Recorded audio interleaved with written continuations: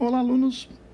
Imagino que vocês tenham aí realizado a instalação de um sistema split.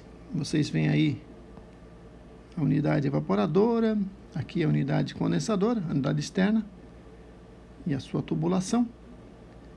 E a gente tem interesse em verificar se a instalação está bem feita, se tem carga de fluido refrigerante no nível adequado. Para isso, a gente faz o teste de superaquecimento.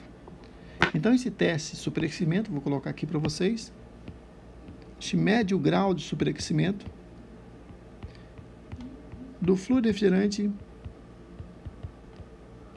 à entrada ali do compressor, na sucção. Então, a gente faz isso com o principal objetivo, né, de verificar se o valor for muito elevado, o superaquecimento, a gente pode ter problemas de viscosidade do óleo compressor.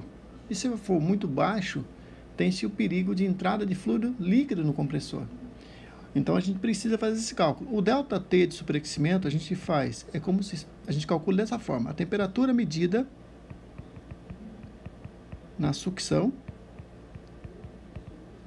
menos a temperatura de saturação do fluido. A gente vai explicar direito isso para vocês. Bom, é importante que a gente tenha claro que a temperatura medida na sucção, a gente vai medi-la com... Pode ser aí um penta, né? Um termômetro digital, que a gente vai instalar na sucção do compressor e vai obter uma temperatura. Essa temperatura a gente vai chamar de temperatura medida de sucção. Só que a gente mede ela aproximadamente 30 centímetros ali da entrada do compressor. Então, a gente deixa uma certa distância para a medida ser mais precisa, né? E já a temperatura aqui de saturação que eu estou dizendo aqui, ó, ela é obtida indiretamente. A gente vai medir, na verdade, a pressão da sucção, nosso manifold com a mangueira de serviço, a mangueira de baixa pressão, né? Vai estar ligada ali na válvula de sucção, e aí a gente vai ter uma pressão. Com essa pressão, a gente sabe que tem uma relação de pressão e temperatura de saturação, né? Os fluidos refrigerantes têm essa relação. Então, a gente vai pegar uma tabela, né? E aí, para o fluido, a gente vai usar, nesse caso, o R22. Então, a gente vai obter uma tabela e vai descobrir, para a pressão, a partir da pressão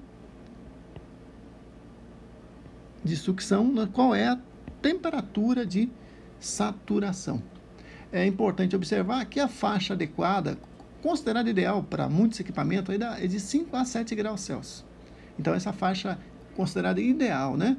Até se aceita aí de 4 a 9 graus Celsius. Mas isso vai depender bem do fabricante. Cada fabricante tem suas tabelas, você deve observar essa tabela. Então, é importante perceber que se o superaquecimento for pequeno, for da ordem de 5 graus Celsius ou menor que isso, é importante você retirar fluido refrigerante do sistema. E se o grau de superaquecimento for maior que 7 graus Celsius, você tem que adicionar fluido refrigerante. Vamos fazer então essas medições? Observe aí que eu tenho agora um esquema. Então, aqui eu tenho a evaporadora, a unidade evaporadora.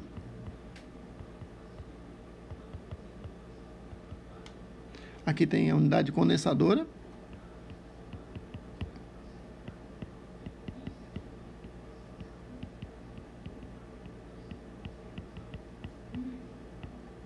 Vamos supor, então, que essa aqui seja a minha linha de sucção.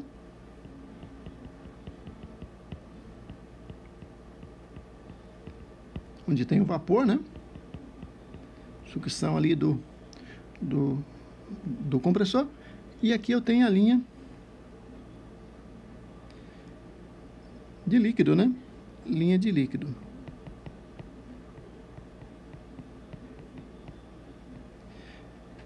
Aqui eu tenho o esquema de um penta, né? Vamos supor que eu tenho aqui um medidor aqui de temperatura. E eu vou colocar, então, o meu sensor. Então, a distância aí, aproximadamente aí 30 centímetros aí da sucção. E vamos medir a temperatura. Então, vejam. Vamos supor que eu tenha aqui uma medição, tenha sido de 13 graus Celsius aqui.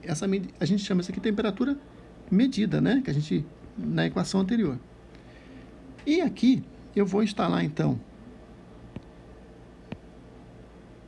a minha mangueira.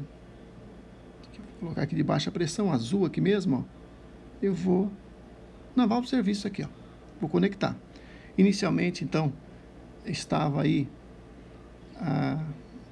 o manifold, o mano de baixa estava zerado, e aí eu conectei aqui, e aqui eu tenho uma medição. Vamos supor que aqui tenha sido 76 PSI, que é a medida de pressão, né?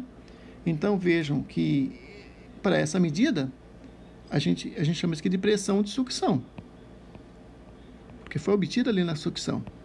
Eu disse para vocês que eu vou ter que descobrir, então, para essa pressão, uma temperatura de saturação. Como é que eu faço isso? Vamos nessa tabela aqui, vamos dar um zoom aqui, ó.